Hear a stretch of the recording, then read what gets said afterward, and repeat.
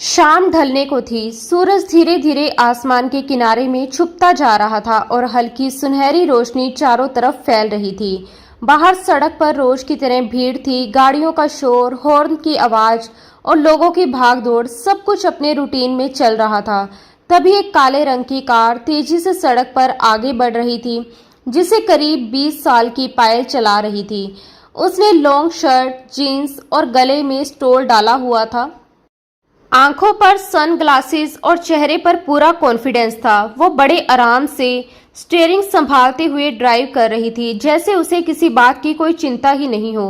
पीछे वाली सीट पर उसकी 3 सहेलियां बैठी थी, जो जोर जोर से हंस रही थी, मोबाइल से फोटो और वीडियो बना रही थी और मस्ती में पूरी तरह डूबी हुई थी। कार के अंदर इतना हंसी मजाक चल रहा था कि पायल भी उनकी बातों में खो गई और उसका ध्यान सड़क से थोड़ा हट गया।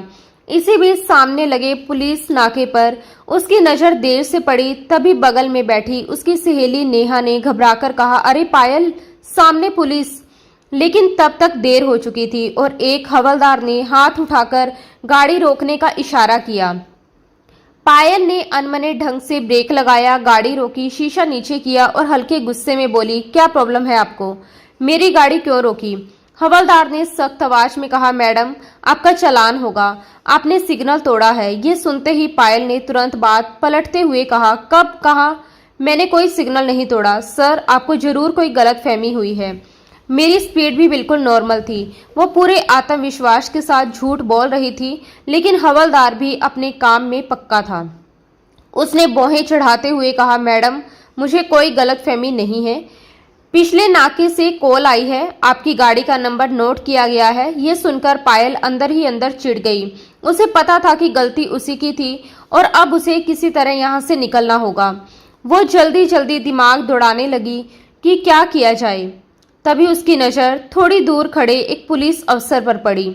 वो अफसर बाकी सबसे अलग नजर आ रहा था। लंबा कद, शानदार पर्सनैलिटी, सलीके से पहनी हुई यूनिफॉर्म, आंखों पर काले सन ग्लासेस और हाथ में वायरलेस।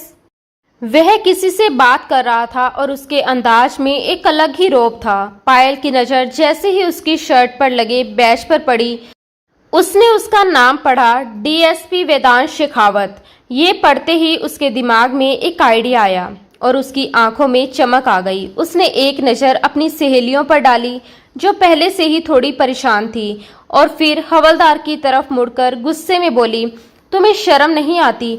अपने ही साहब की बीवी को रोककर चालान कर रहे हो। हवलदार ये सुनकर एकदम चौंक गया और बोला, क्या मतलब मैडम?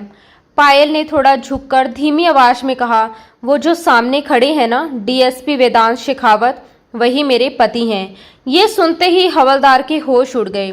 उसने घबराकर उस अफसर की तरफ देखा और फिर पायल की तरफ, जैसे उसे यकीन ही नहीं हो रहा हो। वह हकलाते हुए बोला, वो आपके हस्बैंड है? पायल ने पूरे रौब के साथ कहा, हाँ, और अगर उन्हें पता चल गया कि तुमने मुझे यहाँ रोका है तो सोच लो तुम्हारा क्या होगा। अब हवलदार पूरी तरह डर गया था। उसे अपने सख्त अफसर के बारे में अच्छी तरह पता था कि वह छोटी सी गलती भी माफ नहीं करता। उसने तुरंत पीछे हटते हुए कहा, सॉरी मैडम, गलती हो गई, आप जा सकती हैं, बस प्लीज मेरा नाम मत बताइएगा। उसकी आवाज में डर साफ झलक रहा था। पायल ने बड़ी मुश्किल से अपनी हंसी रोकी और बोली, ठीक है, इस बार छोड़ रही हूँ, लेकिन आगे से ध्यान रखना। जैसे उसने उस पर कोई बड़ा एहसान कर दिया हो। फिर उसने तुरंत गाड़ी स्टार्ट की और वहां से निकल गई। जैसे ही उसकी कार उस अफसर के पास से गुजरी, पायल और उसकी सहेलियां खुद को रोक नहीं पाई और जोर जोर से हंसने लगी। सब उसकी चालाकी की तारीफ कर रही थी और कह रही थी कि उसने तो कमाल कर दिया। पायल भी अपनी इस छोटी सी जीत से बेहद खुश थी। उसके चेहरे पर शरारती मुस्कान थी और दिल में यही सुकून कि उसने एक बार फिर अपनी समझदारी से मुश्किल से निकलने का रास्ता ढूंढ लिया और पुलिस वाले को बड़ी आसानी से बेवकूफ़ बना दिया। लेकिन जैसे ही वो गाड़ी आगे बढ़ी, वेदांत ने अचानक चौंक कर उसकी नंबर प्लेट को ध्यान से देखा और तुरंत उसका नंबर नोट कर लिया। उसके चेहरे पर हल्की सख्ती आ गई थी, जैसे उसे कुछ गड़बड़ महसूस हो गई हो। वो तुरंत पलटा और तेज कदमों से हवलदार की तरफ बढ़ा। उसके पास पहुंचते ही उसने कड़े लहजे में पूछा, तुमने उन लड़कियों को जाने क्यों दिया? उन्होंने सिग्नल तोड़ा था। उसकी आवाज में ऐसा रोब था कि हवलदार घबरा गया। वो हकलाते हुए बोला, सर वो मैडम थी। वेदांत ने बोहें चढ़ाते हुए उसे घूरा और पूछा, क्या मतलब? कौन सी मैडम? हवलदार ने डरते डरते कहा, सर आपकी वाइफ। ये सुनते ही वेदांत का दिमाग जैसे एक पल के लिए घूम गया। उसने गुस्से में कहा, क्या बकवास कर रहे हो? हवलदार ने जल्दी जल्दी सफाई देते हुए कहा, जी सर, उन मैडम ने कहा कि वो आपकी वाइफ हैं और अगर मैंने उन्हें नहीं जाने दिया तो आपको पता चल जाता और आप मेरा ही चालान कर देते। लेकिन इतना कहते कहते ही उसका चेहरा पीला पड़ चुका था, क्योंकि वेदांत के चेहरे के भाव साफ बता रहे थे कि कुछ बहुत गलत हुआ है। वेदांत ने गुस्से में उसे डांटते हुए कहा, बेवकूफ, मुझसे पूछ तो लेते। झूठ बोलकर वो लड़की तुम्हें बेवकूफ बनाकर चली गई। पिछले 6 महीने से मेरे साथ ड्यूटी कर रहे हो, तुम्हें इतना भी नहीं पता कि मेरी अभी तक शादी ही नहीं हुई? ये सुनते ही हवलदार के पैरों तले जमीन खिसक गई। वो शर्म और डर से सिर झुकाकर खड़ा रह गया। वेदांत ने सख्त आवाज में कहा, गाड़ी की चाबी दो। हवलदार ने बिना कुछ बोले तुरंत चाबी निकालकर उसके हाथ में दे दी। वेदांत ने गाड़ी की तरफ बढ़ते हुए कहा, आगे से किसी के हाथों बेवकूफ मत बनना और अपनी ड्यूटी ठीक से करना। हवलदार तुरंत सावधान होकर बोला, जी सर, और उसे जाता हुआ देखने लगा। उधर लड़कियों की गाड़ी काफी आगे निकल चुकी थी, लेकिन वेदांत ने बिना समय गवाए उनका पीछा करना शुरू कर दिया। रास्ते में एक पुलिस नाके पर उसने गाड़ी रोकी और वहां खड़े अफसर को नंबर बताते हुए पूछा। अफसर ने तुरंत जवाब दिया, सर ये गाड़ी अभी कुछ देर पहले यहां से लेफ्ट साइड गई है।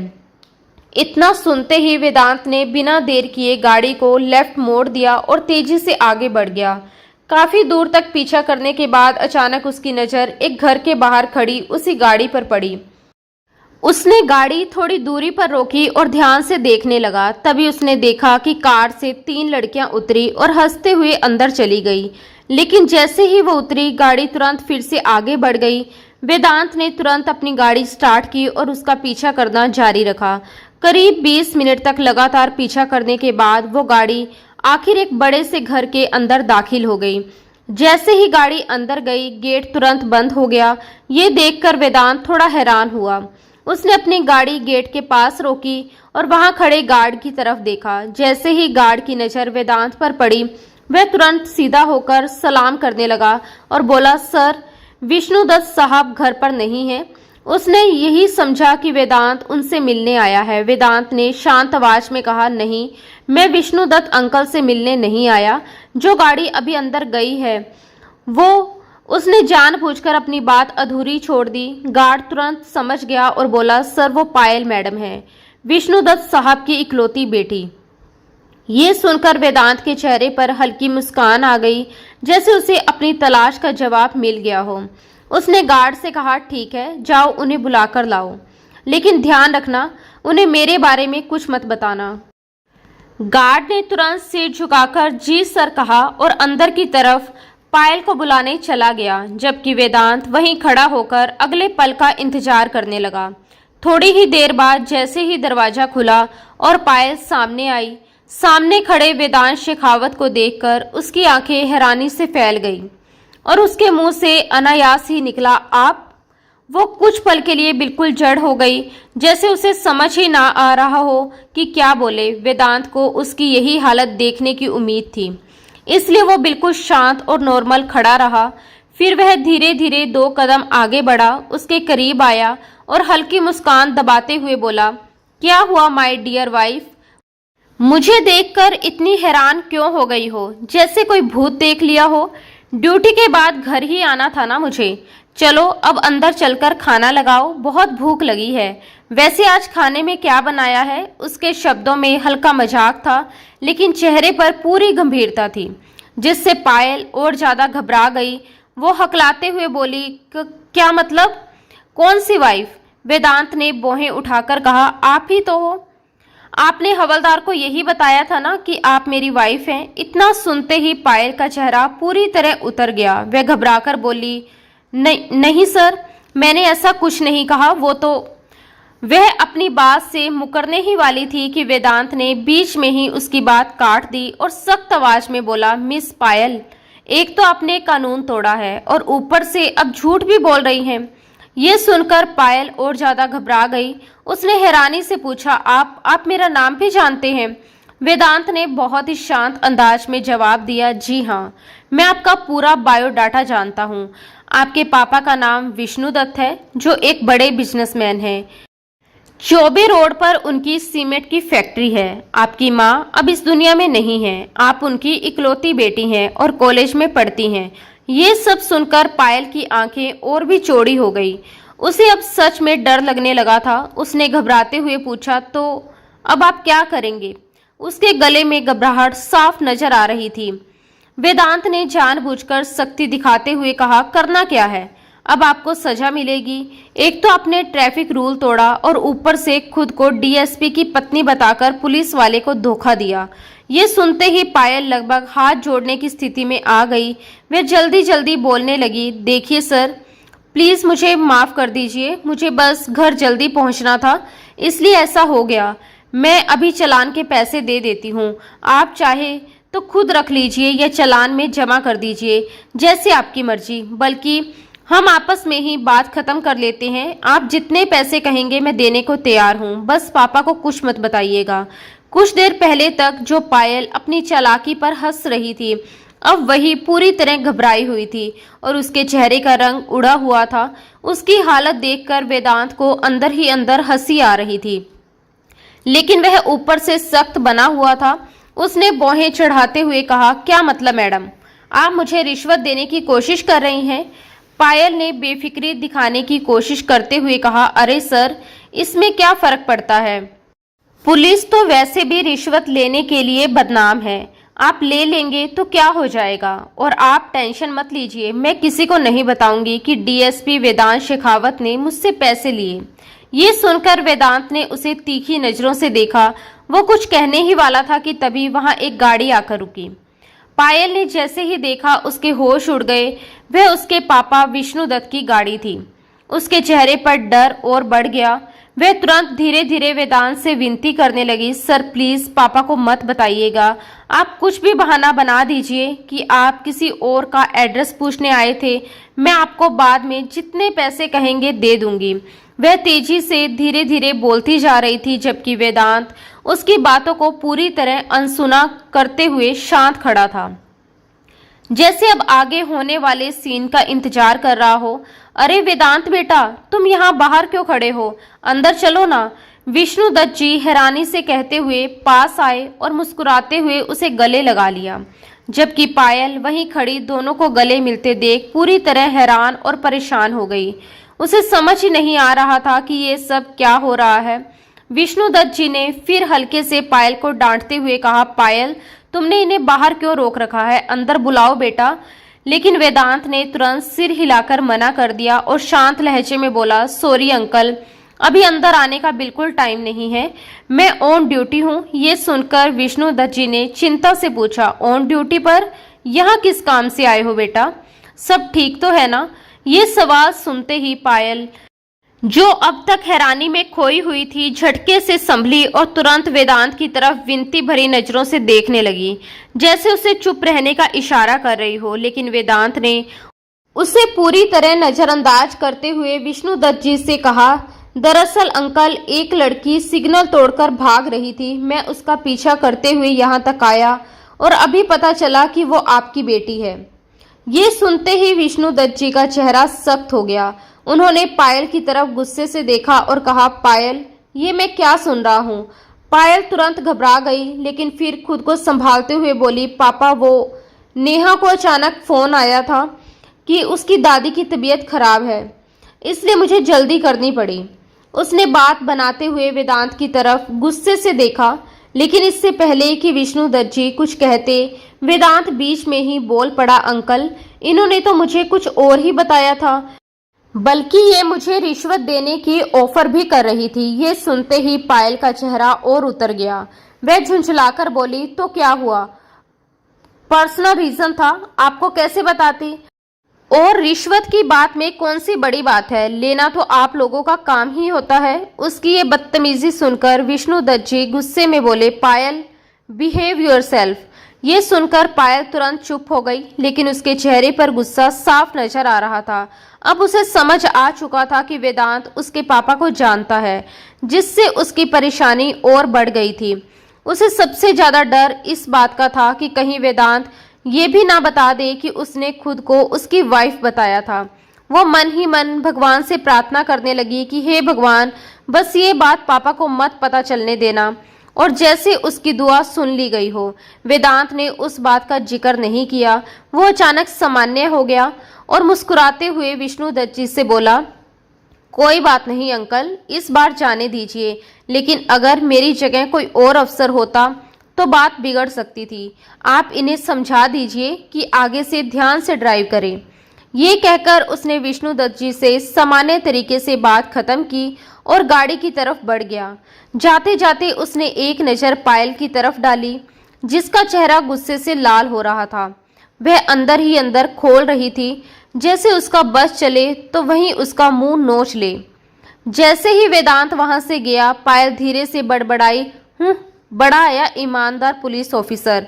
लेकिन उसने ये ध्यान रखा कि उसकी आवाज इतनी धीमी हो कि उसके पापा तक ना पहुंचे, क्योंकि वह अच्छी तरह जानती थी कि अगर उन्होंने सुन लिया तो उसकी डांट पक्की है। दोस्तों, अब कहानी थोड़ा पीछे जाती है, जहां से सब कुछ शुरू हुआ था। मददपुर गांव में राम प्रसाद जी नाम के एक प्रमुख बड़े जिम्मेदार रहते थे, जिनकी पूरे इलाके में काफी इज्जत थी। उनके 2 बेटे थे, बड़ा बेटा सुरेश चंद्र और छोटा बेटा विष्णु दत्त। सुरेश चंद्र ने ज़्यादा पढ़ाई नहीं की थी, वह सिर्फ 8वीं तक पढ़ा था, क्योंकि उसे शुरू से ही खेती बाड़ी, जमीन जायदाद और बिजनेस के कामों में ज़्यादा दिलचस्पी थी। वहीं विष्णु दत्त बिल्कुल अलग स्वभाव के थे। उन्हें पढ़ाई लिखाई का बहुत शौक था और वह आगे बढ़ना चाहते थे। यूनिवर्सिटी के दिनों में ही उन्हें अपनी क्लासमेट सवित्री से प्यार हो गया। दोनों एक दूसरे से बेहद मोहब्बत करने लगे, लेकिन उनके परिवार में बाहर शादी करने की इजाज़त नहीं थी, इसलिए उन्होंने छुपकर शादी कर ली। जब ये बात राम प्रसाद जी को पता चली तो वह बहुत नाराज हुए, लेकिन बेटे की खुशी के आगे आखिरकार उनका दिल पिघल गया और उन्होंने दोनों को माफ़ कर दिया। इसके बाद विष्णु दत्त अपनी पत्नी सवित्री को लेकर हवेली आ गए, लेकिन घर में सब कुछ इतना आसान नहीं था। सुरेश चंद्र और उनकी पत्नी को ये बात बिल्कुल पसंद नहीं आई।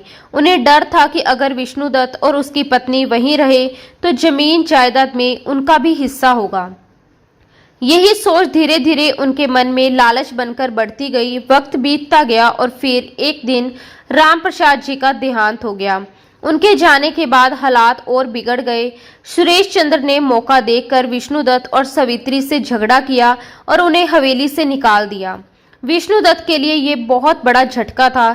जिस घर में उनका बचपन बीता था, जहां हर कोने में उनके माता पिता की यादें थी, उसे छोड़ना उनके लिए आसान नहीं था। लेकिन मजबूरी में उन्होंने सब कुछ छोड़ दिया और भारी दिल के साथ गांव से शहर आ गए। शहर में उन्होंने छोटे स्तर से अपना बिजनेस शुरू किया।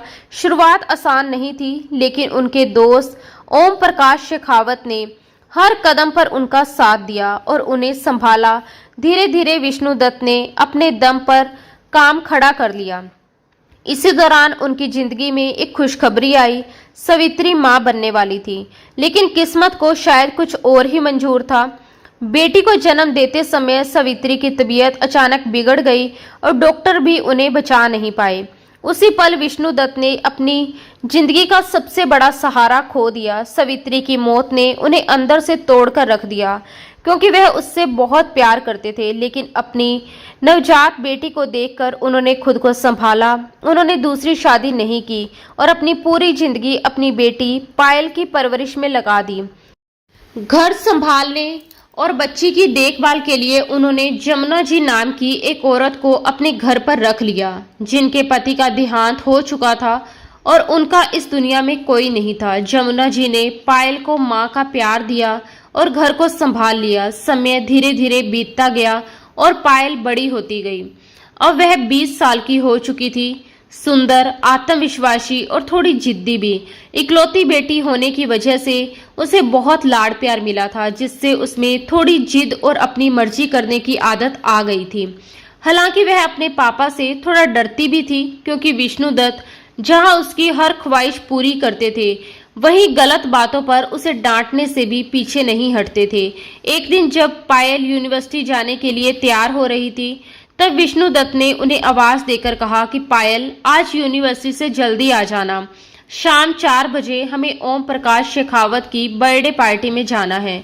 ये सुनते ही पायल ने मुंह बनाते हुए कहा, पापा, मैं वहां जाकर क्या करूंगी, आप ही चले जाना। दरअसल उसका प्लान दोस्तों के साथ शॉपिंग मॉल जाने का था, लेकिन विष्णुदत्त ने साफ शब्दों में कहा कि नहीं, तुम्हारा चलना जरूरी है। ओम प्रकाश ने खास तौर पर तुम्हारे लिए कहा है। हमेशा मैं अकेला जाता हूँ, लेकिन आज तुम मेरे साथ चल रही हो। बस बात खत्म। ये कहकर उन्होंने अखबार उठा लिया, जिससे साफ था कि अब इस विषय पर कोई बहस नहीं होगी। पायल गुस्से में पांव पटकती हुई बाहर निकली और बड़बड़ाते हुए गाड़ी में जाकर बैठ गई। ये पापा भी ना हमेशा अपनी ही मर्जी चलाते हैं, लेकिन उसे ये भी पता था कि इस बार उसकी एक नहीं चलने वाली।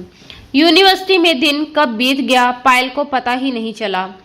क्लास खत्म होते ही जैसे ही वह अपनी फ्रेंड के साथ बाहर निकली, नेहा ने मुस्कुराते हुए पूछा, आज शॉपिंग पर चल रहे हैं ना हम लोग? पायल ने तुरंत मुंह बनाते हुए कहा, नहीं यार, आज नहीं, आज पापा के साथ ओम प्रकाश अंकल के घर जाना है।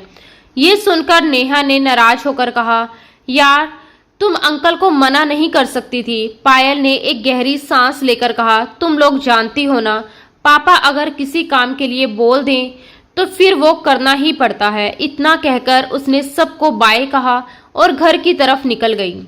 घर पहुंची तो देखा कि उसके पापा ऑफिस से आ चुके थे और उसी का इंतजार कर रहे थे। वह बिना कुछ बोले सीधे अपने कमरे में चली गई और तैयार होने लगी।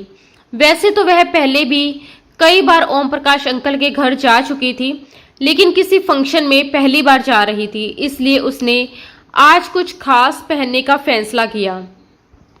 उसने अपनी अलमारी से काले सितारों से चमकती, पैरों तक लंबी एक खूबसूरत रेशमी फ्रॉक निकाली। ऐसे कपड़े वह शौक से खरीद तो लेती थी, लेकिन पहनने का मौका बहुत कम मिलता था, क्योंकि यूनिवर्सिटी में वह ज्यादातर जीन्स और लॉन्ग शर्ट ही पहनती थी। ड्रेस पहनने के बाद उसने अपने बालों को हल्के से सेट किया, बीच के कुछ बालों को क्लचर में बांधा और बाकी खुले छोड़ दिए। फिर हल्का सा मेकअप किया और ड्रेस से मैच करते बड़े बड़े झुमके पहन लिए। आईने के सामने खड़ी होकर उसने खुद को देखा तो उसके चेहरे पर अपने आप मुस्कान आ गई।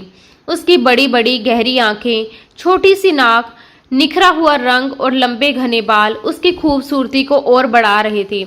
आज वह सच में बेहद खूबसूरत लग रही थी। सैंडल की जगह उसने हल्की हील पहन ली, जिससे उसका पूरा लुक और ग्रेसफुल हो गया। जब वह तैयार होकर नीचे आई तो विष्णुदत्त ने भी एक नजर उसे देखा और हल्की मुस्कान के साथ बोले, चलो अब चलते हैं। दोनों ओम प्रकाश के घर पहुंचे, जहां फंक्शन का शानदार इंतजाम घर के बड़े से लॉन में किया गया था। चारों तरफ लाइट्स लगी हुई थी, म्यूजिक बज रहा था और मेहमानों की चहल पहल से माहौल खुशनुमा बना हुआ था। ओम प्रकाश अंकल और उनकी फैमिली ने उनका गर्मजोशी से स्वागत किया। खास तौर पर देव की आंटी ने तो पायल को गले लगा लिया, उसके माथे को प्यार से चूमा, उसकी खूब तारीफ की, जिससे पायल हल्का सा मुस्कुरा दी। लेकिन अगले ही पल उसकी नजर जैसे ही सामने खड़े इंसान पर पड़ी, उसका चेहरा एकदम बदल गया। वो वेदांश शेखावत था। उसे देखते ही पायल के मन में जैसे झटका लगा। उसे ये तो पता था कि वह उसके पापा को जानता है, लेकिन ये नहीं पता था कि वह ओम प्रकाश अंकल का बेटा है। उसने मन ही मन खुद को कोसा, ओ शिट, नाम के साथ शेखावत था, मुझे उसी दिन समझ जाना चाहिए था। वो खुद को ही बेवकूफ कहने लगी कि क्यों उसने पहले ये बात नहीं समझी और ओम प्रकाश अंकल से उसकी शिकायत नहीं की। ओम प्रकाश अंकल से उसकी अच्छी बनती थी और कई बार वह उनके जरिए अपनी बातें मनवा लेती थी, लेकिन उनके परिवार के बारे में उसने कभी जानने की कोशिश ही नहीं की थी।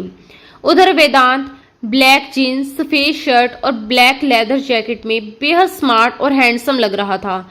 उसके बाल भी सलीके से सेट थे और उसकी पर्सनैलिटी में वही रोब था। जैसे ही उसने पायल को देखा, उसके होठों पर हल्की सी मुस्कान आ गई, लेकिन पायल ने तुरंत अपना चेहरा दूसरी तरफ घुमा लिया। वह अब भी उस दिन की बात को लेकर गुस्से में थी। उसे लग रहा था कि अगर वह चाहता तो उसके पापा के सामने उसकी इज्जत रख सकता था, लेकिन उसने ऐसा नहीं किया। उसे ऐसे सख्त और अकड़ू अफसर बिल्कुल पसंद नहीं थे। थोड़ी देर बाद जब डिनर का समय हुआ और सब लोग खाने की तरफ बढ़े, तभी पायल का फोन बजा। वो एक साइड में जाकर कॉल रिसीव करने लगी। कॉल सचिन का था, जो उसका दोस्त था। दोनों करीब 5 मिनट तक बात करते रहे। कॉल खत्म करके वह वापस जाने ही वाली थी कि तभी वेदांत उसके सामने आ खड़ा हुआ। उसने हल्की मुस्कान के साथ कहा, कैसी है मिस पायल? उम्मीद है आज कोई सिग्नल नहीं तोड़ा होगा। उसकी ये बात सुनते ही पायल के अंदर गुस्सा भड़क उठा। उसने तीखी नजरों से उसे देखते हुए कहा, आपको उससे क्या? और अगर तोड़ूंगी भी तो चालान भरने की हैसियत रखती हूँ। हाँ हाँ, शौक से उड़ाइए विष्णुदत्त अंकल का पैसा, शायद उन्हें कोई फर्क ना पड़े, मगर मैं तो बस आपके फ्यूचर की चिंता कर रहा हूँ, क्योंकि बाप की तरह हर पति अपनी पत्नी को यूं पैसे उड़ाने नहीं देता। वेदांत ने मुस्कुराते हुए थोड़ा शरारती अंदाज में कहा, लेकिन उसकी बात सीधे जाकर पायल को चुभ गई। वो तुरंत तिलमिला उठी और तीखे लहजे में बोली, ओ हेलो मिस्टर, आपको मेरी फिक्र करने की बिल्कुल जरूरत नहीं है। मेरा पति मुझे अपना पैसा खर्च करने देगा या नहीं, ये मेरा और उसका मामला है। आप अपने काम से काम रखिए, मिस्टर ईमानदार और असूलों वाले पुलिस ऑफिसर। आखिरी शब्द उसने तंज के साथ कहे, लेकिन वेदांत बुरा मानने की बजाय और गहराई से मुस्कुरा दिया। उसने उसकी आंखों में देखते हुए धीमे लेकिन मायने भरे लहजे में कहा, अपने काम से कैसे काम रखूं मैडम, ये फिक्र तो मुझे ही करनी होगी। उसकी बात में कुछ ऐसा था कि पायल एक पल के लिए चौंक गई। उसने हैरानी से पूछा, क्या मतलब? वेदांत ने तुरंत कंधे उचकाए और बोला, कुछ नहीं। वैसे आप यहाँ क्यों खड़ी हैं? जाइए खाना खा लीजिए। इतना कहकर वह वहां से चला गया और पायल उसे उलझी हुई नजरों से देखती रह गई। उसे उसकी बात समझ नहीं आई, लेकिन उसके लहजे ने उसे अंदर तक बेचैन कर दिया।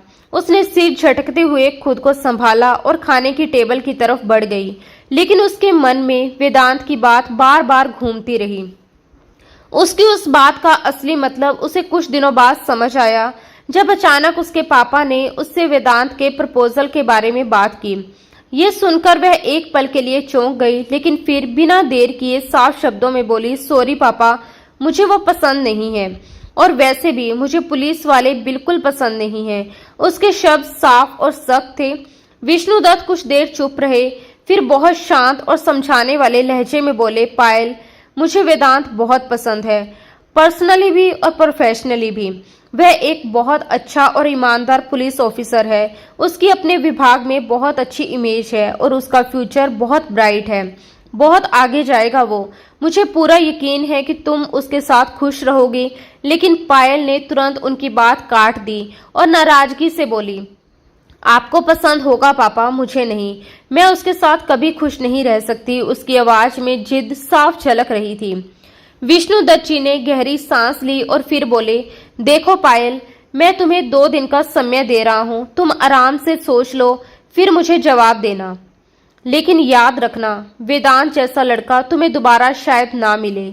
उनका लहजा शांत जरूर था, लेकिन बात बहुत गंभीर थी। पायल ने भी उतनी ही दृढ़ता से कहा, 2 दिन बाद भी मेरा जवाब यही होगा पापा। फिर भी विष्णुदत्त जी बोले, फिर भी मैं चाहता हूं कि तुम सोचो, और अभी इस बात पर मैं कोई बहस नहीं करना चाहता। इतना कहकर वो वहां से उठकर चले गए। पायल झुंझलाकर वहीं बैठी रह गई। उसके दिमाग में गुस्सा और उलझन दोनों चल रहे थे। तभी उसका फोन बजा। सचिन का कॉल था। उसने तुरंत फोन उठाया और बात करने लगी। सचिन उसका यूनिवर्सिटी फ्रेंड था, लेकिन अब उनकी दोस्ती धीरे धीरे प्यार में बदल गई। ये दोनों को ठीक से पता ही नहीं चला। सचिन एक मिडिल क्लास फैमिली से था और पायल की बाकी सहेलियां उसे बिल्कुल पसंद नहीं करती थी। वे हमेशा उसे समझाती थी, यार वो लड़का लालची है, तुम्हारे पैसों के लिए तुम्हारे पीछे पड़ा है, उसे तुमसे नहीं तुम्हारे स्टेटस से प्यार है। लेकिन पायल कभी उनकी बात मानने को तैयार नहीं हुई। उसे लगता था कि सचिन सच में उससे प्यार करता है। उस दिन उसने फोन पर सारी बात सचिन को बता दी और फिर थोड़ी देर चुप रहने के बाद बोली, सचिन तुम अपना रिश्ता क्यों नहीं भेज देते? यह सुनकर सचिन थोड़ा सोच में पड़ गया और बोला, मैं रिश्ता भेज तो दूं, लेकिन तुम्हारे पापा तो साफ मना कर देंगे। तो क्या तुम मेरे साथ कोर्ट मैरिज करोगी? उसने वही बात फिर दोहरा दी जो वह पहले भी कई बार कह चुका था।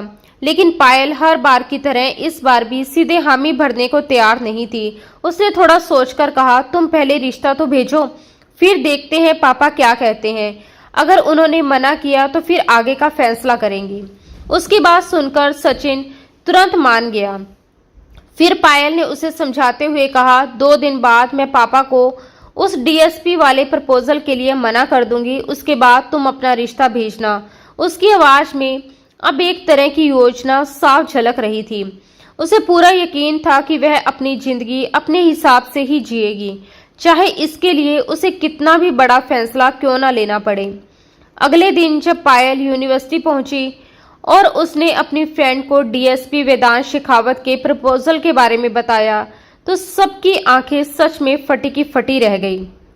ओ माय गॉड, इतना हैंडसम, इतनी शानदार पर्सनैलिटी वाला लड़का, और वो भी खुद प्रपोज करे। यार तेरी किस्मत तो कमाल की है, नेहा ने हैरानी से कहा। दूसरी दोस्त तुरंत बोली, सच में वर्दी में तो और भी जबरदस्त लग रहा था, क्या बॉडी, क्या स्टाइल। उस दिन सिग्नल वाले मामले में सबने वेदांत को देखा था और अब वे सच में पायल की किस्मत से जल रही थी। लेकिन पायल ने तुरंत चिढ़ते हुए कहा, तो जाओ तुम ही कर लो उससे शादी, मुझे नहीं पसंद वो। उसकी बात सुनकर नेहा ने माथा पकड़ लिया, तुम्हारा दिमाग खराब हो गया है क्या? इतना अच्छा रिश्ता ठुकरा रही हो, तुम पागल हो गई हो। इस पर पायल ने गंभीर होकर कहा, यार ये दिल का मामला है, जब दिल में कोई और है तो मैं वेदांत से शादी कैसे कर लूं? ये सुनते ही सब चौंक गई। उर्मी ने तुरंत कहा, तुम सचिन की बात कर रही हो ना? यार वो लड़का ठीक नहीं है, एक नंबर का लालची है। बाकी सहेलियां भी उसे समझाने लगी, पायल उसकी बातों में मत आओ, वो तुम्हारे पैसों के पीछे है, तुमसे प्यार नहीं करता। लेकिन पायल के दिमाग पर सचिन की मीठी मीठी बातों का असर इतना था कि उसे अपने दोस्तों की बातें बिल्कुल अच्छी नहीं लगी। वो बहाना बनाकर वहां से उठी और सीधा घर आ गई। 2 दिन बाद जब उसने अपने पापा से साफ साफ कह दिया कि उसे वेदांत शेखावत से शादी नहीं करनी, तो विष्णुदत्त कुछ देर तक उसे देखते ही रह गए। उनके चेहरे पर अफसोस साफ झलक रहा था। उन्होंने धीमे लेकिन भारी शब्दों में कहा, तुमने बहुत गलत फैसला किया है पायल, बस दुआ करो कि कभी तुम्हें इस फैसले पर पछताना ना पड़े। लेकिन पायल पर इसका कोई असर नहीं हुआ। उसे पूरा भरोसा था कि वह सही कर रही है। अगले ही दिन यूनिवर्सिटी में उसने सचिन से मिलकर तय किया कि वह अपने पेरेंट्स को शादी का रिश्ता लेकर भेजेगा। सब कुछ प्लान के मुताबिक चल रहा था और पायल को लग रहा था कि अब सब उसके हिसाब से होगा। लेकिन जैसे ही वह यूनिवर्सिटी से बाहर निकली, सामने खड़ी गाड़ी के पास टेक लगाए वेदांत शेखावत को देखकर वह चौंक गई। ब्लू जीन्स और वाइट शर्ट में अपने मजबूत और आकर्षक व्यक्तित्व के साथ वह बेहद हैंडसम लग रहा था। उसकी पर्सनैलिटी के सामने सचिन कहीं नहीं ठहरता था। लेकिन फिर भी पायल के दिल में उसके लिए कोई जगह नहीं थी। वजह साफ थी, एक तो वह पुलिस ऑफिसर था और दूसरा उसने उस दिन उसके पापा के सामने उसकी इज्जत नहीं रखी थी। यही 2 बातें उसके मन में बैठ गई थी। वेदांत उसके पास आया और बोला, मुझे आपसे बात करनी है। पायल ने ठंडे लहजे में कहा, जी बोलिए। वेदांत ने इधर उधर देखते हुए कहा, कहीं बैठकर बात करते हैं। लेकिन पायल ने तुरंत मना कर दिया, सॉरी मेरे पास कहीं बैठने का टाइम नहीं है, जो कहना है यही कहिए, वो भी जल्दी। उसके इस रूखे अंदाज पर वेदांत कुछ पल चुप रहा, उसे ध्यान से देखता रहा। फिर उसने सीधे पूछा, मेरा प्रपोजल आपने क्यों रिजेक्ट किया? पायल ने बिना झिझक जवाब दिया, किसका प्रपोजल एक्सेप्ट करना है या रिजेक्ट करना है, ये मेरा हक है। वेदांत ने गहरी सांस लेकर कहा, हाँ मानता हूँ, लेकिन मैं कोई आम इंसान नहीं हूँ। उसके आखिरी शब्दों में हल्की नाराजगी झलक रही थी। इस पर पायल तंज कसते हुए बोली, क्यों, आप आसमान से उतरे हैं क्या? वेदांत ने खुद को संभालते हुए कहा, मुझे सिर्फ वजह जाननी है, आपने मुझे क्यों ठुकराया? पायल ने ठंडे स्वर में कहा, काफी नहीं है ये वजह कि मुझे पुलिस वाले पसंद नहीं? वेदांत ने फिर पूछा, बस यही वजह? पायल बोली, और भी वजह हो सकती है, लेकिन मैं उन्हें बताना जरूरी नहीं समझती। इतना कहकर वह अपने उसी मगरूर अंदाज में गाड़ी की तरफ बढ़ गई। वेदांत खामोश खड़ा उसका ये रवैया देखता रह गया। उधर प्लान के मुताबिक सचिन के माता पिता रिश्ता लेकर विष्णुदत्त के पास पहुंचे, लेकिन जैसी कि उम्मीद थी उन्होंने साफ इनकार कर दिया। उनके जाने के बाद पायल अपने पापा पर गुस्सा हो गई, लेकिन वह अपनी जिद पर अड़ी रही और बोली कि कम से कम एक बार सचिन से मिल तो लें। जब विष्णुदत्त नहीं माने तो उसने ओम प्रकाश अंकल को फोन करके उनसे सिफारिश करवाने की सोची। ओम प्रकाश जी उसकी बात सुनकर कुछ देर चुप रहे, जैसे बहुत कुछ कहना चाहते हों, लेकिन पायल की आवाज में सचिन के लिए जो जिद और लगाव था उसे महसूस करके उन्होंने कुछ नहीं कहा और आखिरकार विष्णुदत्त को समझाया कि एक बार लड़के से मिल लेने में क्या हर्ज है। उनकी बात मानकर विष्णुदत्त जी सचिन से मिलने के लिए तैयार हो गए और एक होटल में मिलने का समय तय किया गया।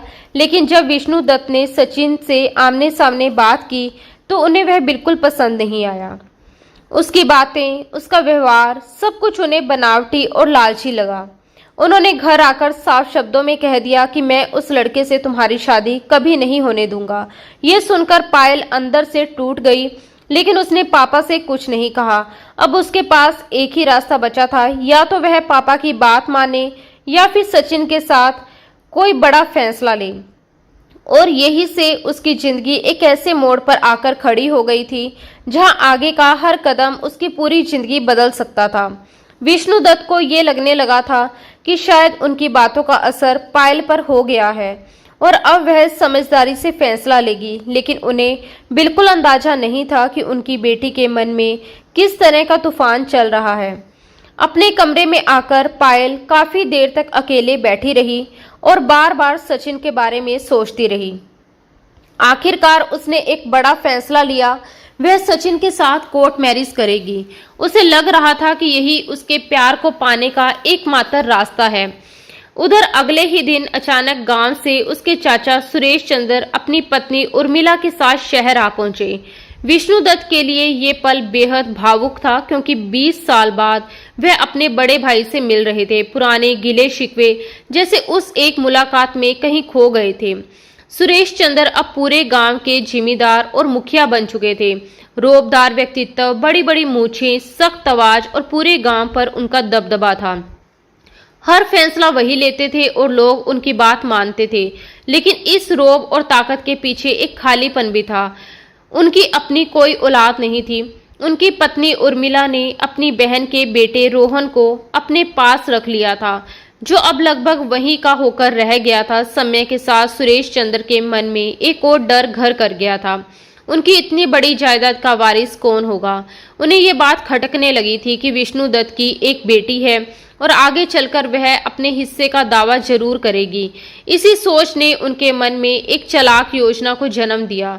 उन्होंने तय किया कि अगर रोहन की शादी पायल से हो जाए तो सारी जायदाद एक ही परिवार में रहेगी, उनकी भी और विष्णुदत्त की भी। इसी मकसद से वे 20 साल बाद अपने भाई के पास रिश्ता लेकर आए थे। जब पायल ने पहली बार सुरेश चंद्र को देखा तो उसके मन में अजीब सी घबराहट और नफरत पैदा हो गई। उनकी आंखों में छिपी लालच की चमक उसे साफ नजर आ रही थी। उधर विष्णुदत्त पहले ही पायल से नाराज थे और इस बार उन्होंने उससे राय लेना भी जरूरी नहीं समझा।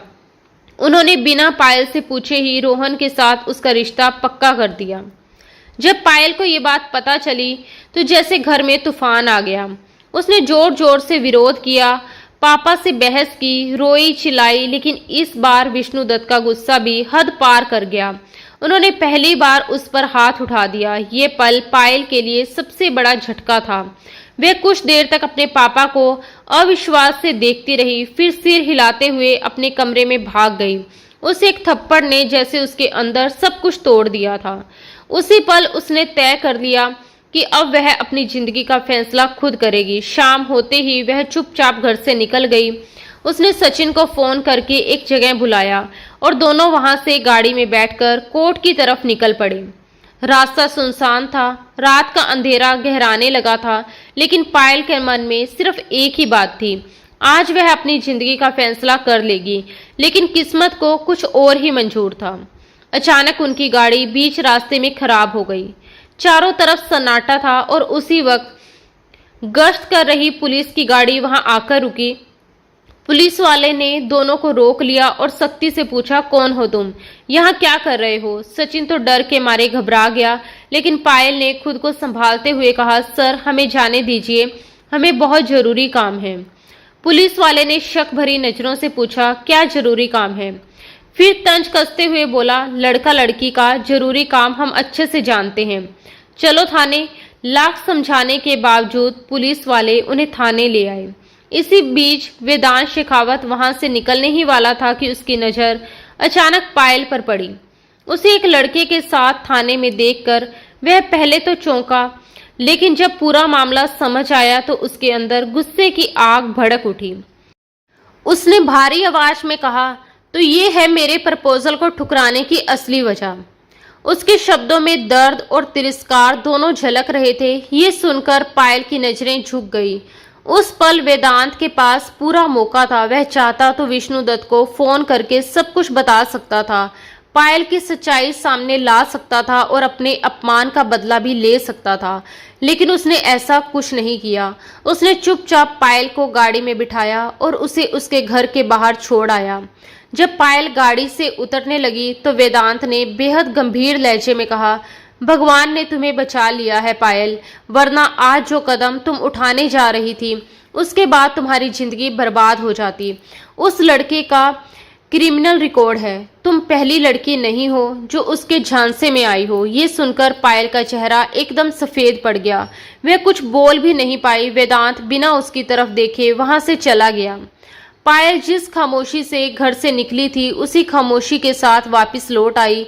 उसके पापा को इस बात का जरा सा भी अंदाजा नहीं हुआ कि उनकी बेटी किस रास्ते पर जाने वाली थी और कैसे आखिरी पल में वह बच गई।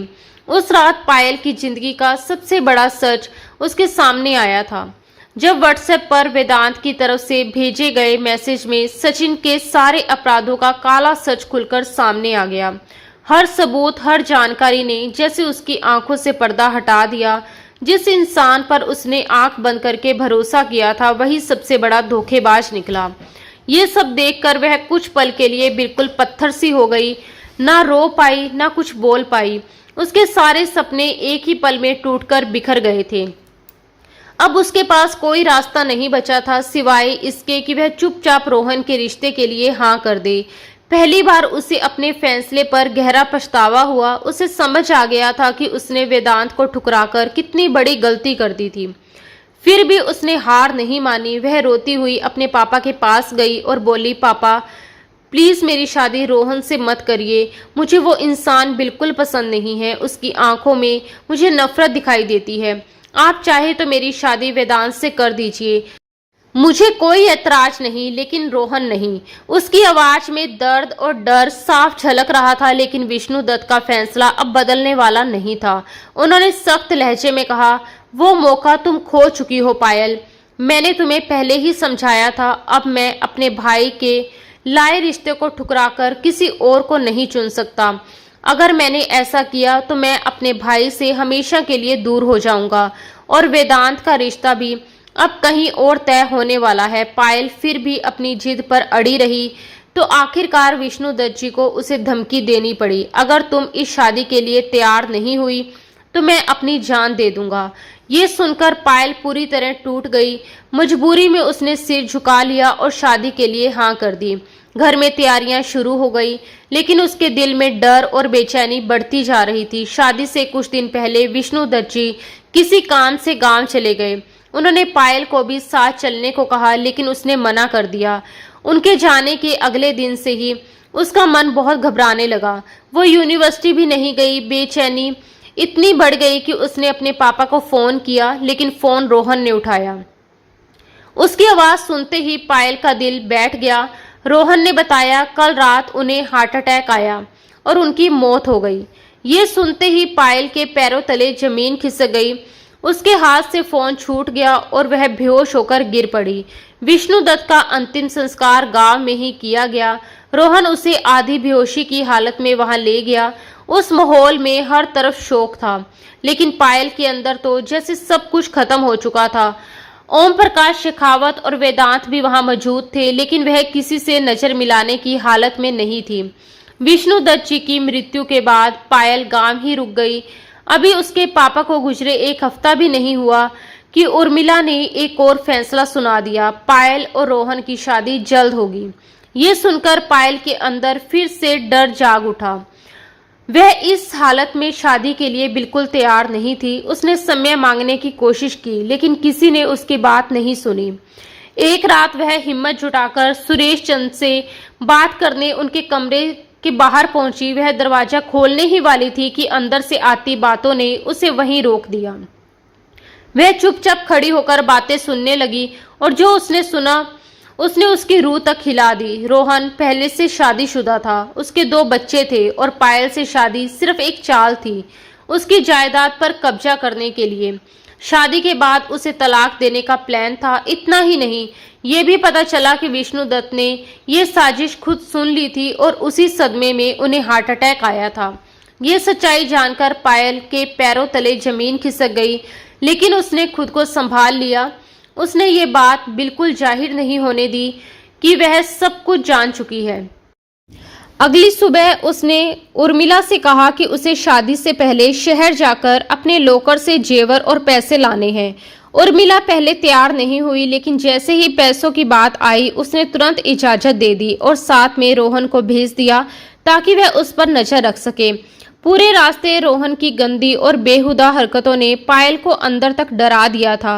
वह बार बार उसे घूरता, गलत इशारे करता और मौका मिलते ही उसे छूने की कोशिश करता, लेकिन पायल किसी तरह खुद को संभाले रही। जैसे ही वह शहर वाले घर पहुंचे, उसने चालाकी से रोहन को ड्राइंग रूम में बिठाया और खुद पीछे के दरवाजे से चुपचाप निकल गई। अब उसका एक ही सहारा था, ओम प्रकाश अंकल। वही थे जो उसे इस मुसीबत से बचा सकते थे। जब वह उनके घर पहुंची तो उसकी हालत देखकर ओम प्रकाश अंकल और देवकी आंटी दोनों घबरा गए। वह बुरी तरह रो रही थी, कांप रही थी और टूट चुकी थी। उसने रो रो कर सारी सच्चाई उन्हें बता दी, रोहन की असलियत, उसकी साजिश और अपने पापा की मौत का असली कारण। ये सब सुनकर दोनों को गहरा सदमा लगा। उन्होंने उसे संभाला, दिलासा दिया और भरोसा दिलाया कि अब वह उनके पास पूरी तरह सुरक्षित है। लेकिन उधर सुरेश चंद्र और रोहन उसे हर जगह ढूंढ रहे थे। तीसरे ही दिन वे ओम प्रकाश जी के घर भी पहुंच गए। उन्होंने सीधे सीधे पायल के बारे में पूछा, लेकिन ओम प्रकाश जी ने साफ इनकार कर दिया। जाते जाते सुरेश चंद्र ने धमकी दी, कल इसी वक्त फिर आएंगे, अगर पायल नहीं मिली तो अपहरण का केस कर देंगे। ये सुनकर माहौल और भी तनावपूर्ण हो गया। ओम प्रकाश जी समझ गए थे कि मामला बहुत गंभीर है। सुरेश चंद्र जैसे रसूखदार आदमी से भिड़ना आसान नहीं था। अगर पायल को सच में बचाना है तो उसे एक मजबूत सहारा देना होगा, एक ऐसा रिश्ता जो उसे कानूनी और सामाजिक सुरक्षा दे सके। काफी सोच विचार और अपनी पत्नी से सलाह के बाद उन्होंने एक बड़ा फैसला लिया। पायल की शादी वेदांत से कर दी जाए। लेकिन एक दिक्कत थी, पायल पहले ही वेदांत का प्रपोजल ठुकरा चुकी थी, इसलिए उन्होंने उससे पूछना जरूरी समझा। जब उन्होंने पायल से बात की तो उसने सिर झुकाकर धीमी आवाज में कहा, अंकल, उस वक्त मैंने बहुत बड़ी गलती की थी। अब मुझे कोई एतराज नहीं है। मैं अपनी जिंदगी का फैसला आप लोगों पर छोड़ती हूँ। उसके शब्दों में पछतावा और थकान साफ झलक रही थी। ये सुनकर ओम प्रकाश जी और देवकी जी को थोड़ी राहत मिली, लेकिन असली मुश्किल अभी बाकी थी, वेदांत को मनाना। जब उसे इस फैसले के बारे में पता चला तो वह गुस्से से भर गया। उसका आत्मसम्मान उसे ये मंजूर नहीं कर रहा था कि वह उसी लड़की से शादी करे जिसने कभी उसे ठुकरा दिया था। उसके अंदर जो भी भावनाएं कभी पायल के लिए थी, अब सब खत्म हो चुकी थी, बस गुस्सा बाकी था। ओम प्रकाश जी और देवकी जी ने उसे बहुत समझाया। आखिरकार उन्होंने उसे ये कहकर मनाया कि फिलहाल वह सिर्फ पायल की सुरक्षा के लिए उससे शादी कर ले, आगे का फैसला वह बाद में कर सकता है। काफी समझाने के बाद वेदांत तैयार हुआ। पास के ही एक मंदिर में बहुत ही सादगी से दोनों की शादी कर दी गई। ना कोई शोर शराबा, ना कोई बड़ा समारोह, बस कुछ अपने लोग और एक मजबूरी भरा रिश्ता। शादी के बाद भी वेदांत के दिल में कोई नरमी नहीं थी। दूसरी तरफ पायल, वह अपने नए कमरे में उस बेड पर चुपचाप सिमटी बैठी थी। उसके दिल में शर्मिंदगी, डर और अनजान भविष्य का बोझ था। देवकी आंटी ने जल्दी जल्दी ब्यूटिशियन बुलाकर उसे तैयार करवाया था, नई ड्रेस मंगवाई और कमरे को फूलों से सजा दिया था। सब कुछ एक नई दुल्हन की तरह किया गया था। पायल ने देवकी आंटी को मना भी किया था, लेकिन उन्होंने उसकी एक नहीं सुनी। अब वह उस सजे हुए कमरे में बैठी खुद को बहुत अजीब और असहज महसूस कर रही थी। उसे समझ नहीं आ रहा था कि वह क्या करे, वेदांत का इंतजार करे या कपड़े बदल ले। अभी पायल कोई फैसला कर पाती उससे पहले ही दरवाजा खुला और वेदांत अंदर आ गया। सजा हुआ कमरा और दुल्हन के रूप में बैठी पायल को देखकर वह एक पल के लिए चौंक गया और गुस्से में उसके पास आते हुए बोला, तुम यहाँ क्या कर रही हो? उसके तेवर देखकर पायल जल्दी से उठी और घबराकर बोली कि आंटी उसे यहाँ छोड़ गई है। कुछ पल के लिए वेदांत चुप रहा, लेकिन फिर ताने भरे लहजे में बोला, ये सब सजना संवरना क्यों? क्या वह उसे पिघलाने की कोशिश कर रही है? ये सुनते ही पायल का चेहरा शर्म से लाल हो गया। वह सफाई देने लगी, लेकिन वेदांत ने उसकी बात काटते हुए साफ कह दिया कि वह कोई बच्ची नहीं है जो मजबूरी में ये सब कर रही हो। अगर वह चाहती तो मना कर सकती थी, इसलिए वह ये उम्मीद बिल्कुल छोड़ दे कि इस शादी से उसे कोई प्यार या अपनापन मिलेगा, क्योंकि उसने ये शादी सिर्फ अपने माता पिता के दबाव में की है और उससे कोई उम्मीद ना रखे। ये कहकर वह ड्रेसिंग रूम में चला गया और पायल वहीं खड़ी उसकी बातों से आहत रह गई। उसे पहली बार एहसास हुआ कि किसी के ठुकराने का दर्द कितना गहरा होता है।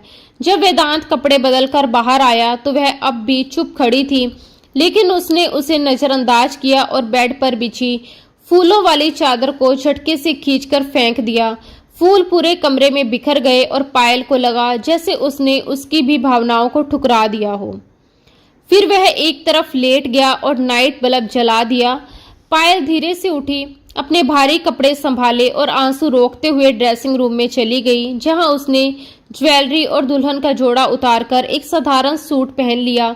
वापस आकर वह सोफे पर जाने लगी तो वेदांत ने फिर ताना मारा, ये नया ड्रामा क्यों? क्या वह खुद को इतना खास समझती है कि उसके पास सोने से वह खुद पर काबू नहीं रख पाएगा? और साफ कह दिया कि वह अब उसके लिए कोई मायने नहीं रखती। ये सुनकर पायल चुपचाप वापस आकर बेड के दूसरे कोने पर लेट गई। दोनों ने एक दूसरे से मुंह फेर लिया और रात खामोशी में गुजर गई, लेकिन पायल की बंद आंखों से आंसू बहते रहे। ये दर्द था, बेबसी थी या अपमान, वह खुद भी नहीं समझ पाई। अगले दिन जब सुरेश चंद्र और रोहन आए और उन्हें पता चला कि पायल अब ओम प्रकाश जी की बहू बन चुकी है, तो वे मायूस होकर लौट गए, जिससे पायल ने राहत की सांस ली। कुछ दिनों तक वह घर पर ही रही। फिर ओम प्रकाश अंकल की इजाजत से उसने यूनिवर्सिटी जाना शुरू किया। अब वह हर छोटी बड़ी बात के लिए ओम प्रकाश अंकल और देवकी आंटी पर निर्भर रहने लगी, क्योंकि वेदांत का व्यवहार उसके लिए बिल्कुल ठंडा और बेरुखा था। वह उससे बात तक नहीं करता था, अगर कभी करता भी तो बेहद कड़वे अंदाज में। एक ही कमरे और एक ही बिस्तर पर रहने के बावजूद उनके बीच पति पत्नी जैसा कोई रिश्ता नहीं था। लेकिन फिर भी पायल के दिल में धीरे धीरे वेदांत के लिए सम्मान बढ़ने लगा, क्योंकि उसने महसूस किया कि हर आदमी ऐसा नहीं होता जो पास होते हुए भी हदों को समझे और निभाए। एक दिन सुबह सुबह पायल यूनिवर्सिटी जाने के लिए तैयार हो रही थी, तभी वेदांत भी कमरे में मौजूद था और सोफे पर बैठा फाइलें देख रहा था। पायल काले रंग की गहरे गले वाली स्लीवलेस शर्ट, ऊपर हल्का नेट का अपर और नीचे ब्लैक ट्राउजर पहनकर ड्रेसिंग रूम से बाहर आई और आईने के सामने खड़े होकर अपने बाल ठीक करने लगी। वेदांत ने उसे पूरी तरह नजरअंदाज किया और फाइलों में ही लगा रहा। लेकिन जैसे ही वह तैयार होकर पर्स लेकर बाहर निकलने लगी, वेदांत ने अचानक नजर उठाई और उसे देखकर उसका चेहरा सख्त हो गया। उसने तुरंत उसे रोकते हुए गुस्से में कहा, कोई शर्म नाम की चीज है या नहीं? इस तरह के कपड़ों में बाहर जाओगी? और उसके खुले बाजुओं और गले की तरफ इशारा किया। ये सुनकर पायल का चेहरा भी गुस्से से लाल हो गया। उसने जवाब दिया, वह पहले भी ऐसे ही कपड़े पहनती थी। लेकिन वेदांत ने और भी सख्त लहजे में कहा, अब वह अपने बाप के घर में नहीं बल्कि उसके घर में है और वह बिल्कुल भी ये बर्दाश्त नहीं करेगा कि वह इस तरह के कपड़े पहनकर बाहर जाए और कोई भी उसे गलत नजर से देखे। ये सुनकर पायल कुछ नहीं बोली और चुपचाप कपड़े बदलने ड्रेसिंग रूम में चली गई। उसी दिन यूनिवर्सिटी से लौटते वक्त ड्राइवर छुट्टी पर था, इसलिए ओम प्रकाश जी ने वेदांत को फोन करके पायल को लेने भेजा, जिससे वह काफी झुंझला गया लेकिन मना भी नहीं कर सका और खराब मूड में यूनिवर्सिटी पहुंच गया। जैसे ही वह गेट पर पहुंचा, सामने का नजारा देखकर उसका खून खौल उठा। रोहन जबरदस्ती पायल का हाथ पकड़कर उसे अपनी गाड़ी की तरफ खींच रहा था और पायल खुद को छुड़ाने की कोशिश करते हुए चिल्ला रही थी। ये देखते ही वेदांत गुस्से में गाड़ी से उतरकर उसकी तरफ दौड़ा और जोर से चिल्लाया, मेरी पत्नी को छोड़, और रोहन को एक जोरदार मुक्का मारकर जमीन पर गिरा दिया। लेकिन रोहन ने तुरंत जेब से पिस्तौल निकाली और वेदांत पर गोली चला दी। उसी पल डर से कांपती हुई पायल वेदांत से आकर लिपट गई और गोली वेदांत की जगह सीधे उसके कंधे में लग गई। ये देखकर वेदांत एक पल के लिए सन्न रह गया। फिर तुरंत होश में आते हुए उसने पायल को जमीन पर लिटाया और गुस्से में रोहन पर टूट पड़ा। कुछ ही देर में उसने उसे काबू में कर लिया और आसपास के लोगों की मदद से उसे पकड़वा दिया। फिर लोगों से कहा कि पुलिस आने तक उसे पकड़े रखे और खुद तेजी से पायल के पास पहुंचा, जिसका कंधा खून से भीग चुका था। वह उसे तुरंत अपनी गाड़ी में डालकर तेज रफ्तार से अस्पताल ले गया और रास्ते में ही अपनी टीम को फोन करके रोहन को गिरफ्तार करने का आदेश दे दिया। अस्पताल में डॉक्टरों ने तुरंत ऑपरेशन करके गोली निकाल दी, लेकिन ज्यादा खून बह जाने की वजह से पायल को होश नहीं आया था। थोड़ी ही देर में ओम प्रकाश जी और देवकी जी भी वहां पहुंच गए और बहुत परेशान होकर उसका हाल जानने लगे। वहीं दूसरी तरफ वेदांत अस्पताल के कॉरिडोर में बेचैनी से टहल रहा था। उसका दिल जोर जोर से धड़क रहा था। उसके अंदर गुस्सा और डर दोनों एक साथ उभर रहे थे। वह सिर्फ पायल की वजह से वहीं रुका हुआ था, वरना उसका मन कर रहा था कि सीधे थाने जाकर रोहन का बुरा हाल कर दे। आखिरकार जब डॉक्टर ने आकर बताया कि पायल खतरे से बाहर है और उसे होश भी आ गया है, तब जाकर वेदांत ने राहत की गहरी सांस ली और बिना कुछ कहे वहां से चला गया। पायल लगभग 1 हफ्ते तक अस्पताल में भर्ती रही और फिर उसे छुट्टी मिल गई। इस दौरान देवकी जी ने उसकी देखभाल बिल्कुल अपनी बेटी की तरह की। दिन भर उसके पास रहती और रात को वेदांत को समझाकर जाती कि वह उसका ध्यान रखे, और वेदांत भी बिना कुछ जताए उसकी देखभाल करता रहा। यहाँ तक कि उसके कंधे के जख्म की वजह से वह खुद बेड पर नहीं बल्कि सोफे पर सोता था, ताकि नींद में उससे टकराकर उसे दर्द ना हो। एक दिन वेदांत की छुट्टी थी, इसलिए वेदांत देर से उठा और जैसे ही उसकी नजर खुले वॉशरूम के दरवाजे पर पड़ी, उसने पायल को एक छोटे से लकड़ी के मोड़े पर बैठे देखा।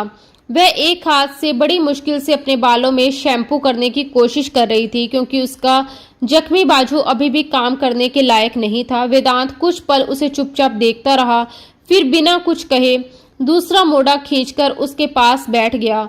उसके हाथ से शैम्पू की बोतल ले ली। पायल एकदम से हक्की बक्की रह गई, लेकिन उसने कुछ नहीं कहा। वेदांत बड़े ही नरम और सदे हुए हाथों से उसके बालों में शैम्पू करने लगा, उंगलियों से हल्की मसाज देता, फिर धीरे धीरे उसके बालों को धोकर तौलिए में लपेट दिया। इसके बाद उसने उसकी शर्ट की बाजू ऊपर की और जहां तक संभव था वहां साबुन लगाकर उसे साफ करने लगा। पायल इस पूरे समय शर्म से लाल हुई जा रही थी, क्योंकि वह उसके सामने इस हालत में बैठी थी। उसके कपड़े भीगकर उसके शरीर से चिपकने लगे थे और उसकी झिझक और बढ़ गई थी। तभी वेदांत की नजर उसके चेहरे पर पड़ी। उसकी शर्मिंदगी को समझते हुए उसने बिना कुछ कहे बाथरूम की लाइट बंद कर दी और कमरे का नाइट बल्ब ऑन कर दिया ताकि हल्की रोशनी में उसकी झिझक कम हो सके। फिर वापस आकर उसने बेहद सलीके से उसे नहलाया, ध्यान रखते हुए कि उसके जख्म को कोई भी तकलीफ ना हो। उसके हाथों का स्पर्श नरम था लेकिन पूरी तरह संभला हुआ। उसमें कोई जल्दबाजी या गलत भावना नहीं थी, बस एक जिम्मेदारी और खामोश ख्याल था। नहाने के बाद वह उसे तौलिए में लपेटकर बाहर लाया और ड्रेसिंग रूम में कुर्सी पर बिठाकर धीरे धीरे उसके कंधे और पीठ सुखाने लगा। कपड़े पहले से ही रखे थे। जब वह उन्हें उठाकर उसके पास आया तो पायल झट से खड़ी हो गई और हिचकते हुए बोली कि वह खुद कर लेगी, लेकिन वेदांत ने शांत स्वर में कहा कि वह बेफिक्र रहे, वह उसकी हदों को समझता है और उससे आगे नहीं बढ़ेगा। फिर उसने धीरे धीरे उसकी मदद से उसे कपड़े पहनाए, खासकर उसके जख्मी हाथ का ध्यान रखते हुए। हर हरकत में एक दूरी और सम्मान था। कपड़े पहनाने के बाद उसने उसके बाल भी खुद ही सुखाकर सुलझा दिए। उसे बेड पर बिठाकर चुपचाप अपनी फाइल लेकर बाहर चला गया, लेकिन उसकी इस खामोश देखभाल ने पायल के दिल में उसके लिए पहले से भी ज्यादा नरमी और लगाव भर दिया। रात को जब वेदांत वापस सोने आया तो उसने देखा कि पायल बेचैन होकर बार बार करवट बदल रही है। उसने हल्के और नरम लहजे में पूछा, क्या हुआ, कोई परेशानी है? उसके इस बदले हुए अंदाज से पायल को हिम्मत मिली और वह उठकर बैठ गई। नजरें झुकाकर धीमी आवाज में बोली कि उसे उससे माफी मांगनी है। वेदांत ने पूछा, किस बात के लिए? तो उसने बड़ी मुश्किल से कहा कि उसे रिजेक्ट करने के लिए सॉरी कहना है। ये सुनकर वेदांत कुछ पल के लिए चुप रह गया, फिर शांत स्वर में बोला कि इंसान होने के नाते उसे ये हक था, और बात तो वही खत्म करके करवट लेकर लेट गया। पायल भी चुपचाप लेट गई, लेकिन उसकी आंखों से दो आंसू निकलकर तकिए में समा गए। अब उसके दिल में वेदांत के लिए एक नई चाहत जन्म ले चुकी थी। वह उसके करीब जाना चाहती थी, उसके साथ इस रिश्ते को सच में जीना चाहती थी, लेकिन वेदांत अभी भी उस दूरी को बनाए हुए था और कोई पहल करने के लिए तैयार नहीं था। पायल के मन में बार बार वेदांत की वही शब्द गूंज रहे थे, वेदांत शेखावत दिल से उतरी चीजों की तरफ देखता भी नहीं। ये सोच उसे अंदर तक चुभ रही थी। उसे लगने लगा था कि शायद सच में वह उसके दिल से उतर चुकी है, और यही एहसास उसके लिए सबसे ज्यादा तकलीफ दे था। मगर वक्त के साथ उसका जख्मी बाजू ठीक होने लगा। उसके साथ साथ उसके दिल में छुपे जज्बात भी साफ होने लगे।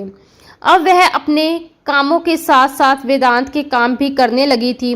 कई बार वेदांत ने उसे रोका, शारदा कर देगी, मगर वह अनसुनी करती रही।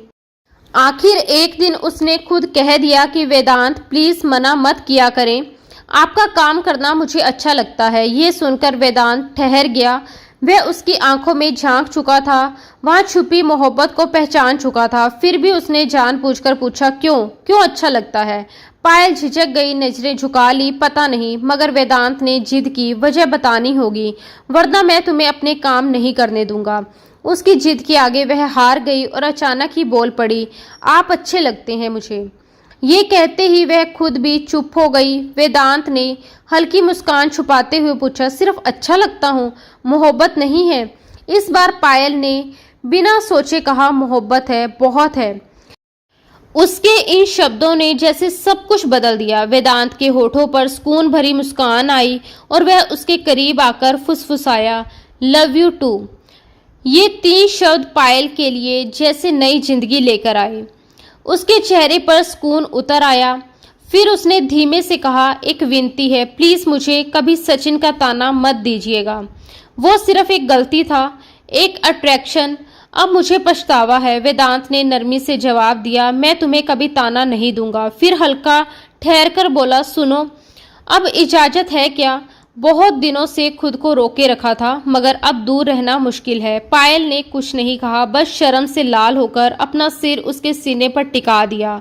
यही उसका जवाब था। वेदांत ने उसे बाहों में भर लिया। उस पल में जैसे दोनों के बीच की सारी दूरियां खत्म हो गई। उसके स्पर्श में अपनापन था, उसके करीब होने में सुकून था। दोनों ने बिना ज्यादा शब्दों के एक दूसरे के जज्बात महसूस किए। वह पल कोई जल्दबाजी नहीं था, बल्कि एक गहरी समझ, एक भरोसा और सच्ची मोहब्बत का एहसास था। उसी पल से उनकी जिंदगी में एक नया मोड़ लिया, जहां अब ना कोई गलतफहमी थी, ना दूरी, सिर्फ एक सुकून, एक भरोसा, एक खूबसूरत नई शुरुआत थी। ओम प्रकाश जी और देवकी जी जब भी वेदांत और पायल को साथ देखते, उनके दिल को एक अजीब सा सुकून मिल जाता। बहू के चेहरे पर खिलती हुई मुस्कान और बेटे के चेहरे पर झलकता ठहराव साफ बता देता था कि अब सब कुछ पहले जैसा नहीं रहा, अब सब ठीक हो चुका है। जिस रिश्ते की शुरुआत मजबूरी से हुई थी, वही अब सच्ची मोहब्बत में बदल चुकी थी। कुछ ही दिनों बाद जब वेदांत एक दिन ड्यूटी से लौटा, तो उसके साथ एक खबर भी आई। रोहन अब इस दुनिया में नहीं रहा। जेल में ही उसे हार्ट अटैक आया और वहीं उसकी मौत हो गई। ये सुनकर पायल कुछ पल के लिए शांत जरूर हुई, मगर उसके दिल में कोई दर्द या अफसोस नहीं उठा। शायद इसलिए क्योंकि उसने जो कुछ सहा था, उसके बाद ये सब उसे न्याय जैसा ही लगा। रोहन की मौत के बाद सुरेश चंद्र एक बार फिर पायल के सामने आए। इस बार उनके चेहरे पर वही रोब नहीं था, बल्कि पछतावा साफ झलक रहा था। उन्होंने अपने किए की माफी मांगी और बिना किसी लालच के पायल के हिस्से की जमीन के सारे कागजात उसे सौंप दिए। पायल ने बिना देर किए उन्हें माफ कर दिया। उसके दिल में अब कोई कड़वाहट नहीं बची थी, क्योंकि अब जिंदगी ने उसे वेदांत जैसा इंसान दे दिया था। तो वह उस इंसान को भी माफ कर सकती थी, जो अनजाने में ही सही उसकी जिंदगी के इस खूबसूरत मोड़ की वजह बना। धीरे धीरे वेदांत और पायल की शादीशुदा जिंदगी अपनी रफ्तार पकड़ने लगी। अब उनके दिन छोटे छोटे पलों में खुशियां ढूंढते हुए गुजरने लगे। अक्सर सुबह की शुरुआत वेदांत की हल्की सी डांट से होती, फिर से चाय ठंडी और पायल की मासूम सफाई। आज थोड़ा लेट हो गया, मगर जैसे ही वेदांत पहला घुट लेता, उसकी नाराजगी अपने आप पिघल जाती। वह बिना कुछ कहे हल्का सा मुस्कुरा देता और उसे अपनी ओर खींचकर बाहों में भर लेता। उस एक पल में सारी शिकायतें खत्म हो जाती। पायल के लिए वेदांत की यही मुस्कान उसकी सबसे बड़ी जीत बन गई थी। वह दिन भर उसी एक पल को याद करके मुस्कुराती रहती। वेदांत भी अब बहाने ढूंढने लगा था उसके पास रहने के। कभी कभी वह जानबूझकर अपनी फाइलें घर ले आता और ड्राइंग रूम में बैठकर काम करने लगता, ताकि पायल उसके आसपास रहे। पायल भी बिना कहे उसके पास आकर बैठ जाती, कभी पानी का गिलास लेकर, कभी फल लेकर, और वेदांत बिना नजर उठाए बस इतना कह देता, यहीं बैठ जाओ। फिर दोनों खामोशी से साथ बैठे रहते। वो खामोशी भी अपने आप में बहुत कुछ कहती थी, एक सुकून, एक अपनापन, एक गहरा रिश्ता। पायल अब वेदांत की हर छोटी बड़ी पसंद को समझने लगी थी। कम चीनी वाली कॉफी, साफ सुथरे प्रेस किए हुए कपड़े और घर में सुकून भरा माहौल। बदले में वेदांत उसे बेहिसाब चाहत देता। वह अब बिना कहे उसका बैग उठा लेता, यूनिवर्सिटी के बाहर उसका इंतजार करता। अगर कभी देर हो जाती तो बस इतना पूछता, थक गई हो, चलो आज तुम्हारी फेवरेट आइसक्रीम खाते हैं। कभी कभी छोटी मोटी नोकझोंक भी हो जाती। अगर वेदांत उसे लेने में देर कर देता तो पायल नाराज हो जाती, और वेदांत उसकी उस नाराजगी को देखकर तुरंत समझ जाता कि अब उसे मनाना पड़ेगा। एक छोटी सी चॉकलेट या एक सच्चा सा सॉरी सब कुछ कर देता। इन खट्टे मीठे पलों के बीच दोनों ने ये समझ लिया कि मोहब्बत सिर्फ बड़े बड़े इजहारों में नहीं होती, बल्कि रोज की छोटी छोटी परवाहों में बसती है। एक दूसरे का ख्याल रखने में, बिना कहे समझ जाने में और हर हाल में साथ निभाने में। अब उनका रिश्ता किसी मजबूरी का नहीं रहा था, बल्कि वह भरोसे, सुकून और सच्चे अपनेपन में बदल चुका था। एक ऐसा रिश्ता जो हर गुजरते दिन के साथ और भी मजबूत होता जा रहा था। दोस्तों, आज की हमारी ये कहानी आपको कैसी लगी, कमेंट बॉक्स में ज़रूर बताना। अगर कहानी ने आपके दिल को छुआ हो तो प्लीज़ इसे लाइक ज़रूर करें और अपने दोस्तों के साथ भी शेयर करें। ऐसे ही दिल को छू लेने वाली रोमांटिक कहानियाँ सुनने के लिए हमारे चैनल को सब्सक्राइब करना बिल्कुल ना भूलें। मिलते हैं दोस्तों अगली बार एक और नई खूबसूरत और रोमांचक कहानी के साथ। तब तक के लिए अपना ख्याल रखें। धन्यवाद दोस्तों। राधे राधे।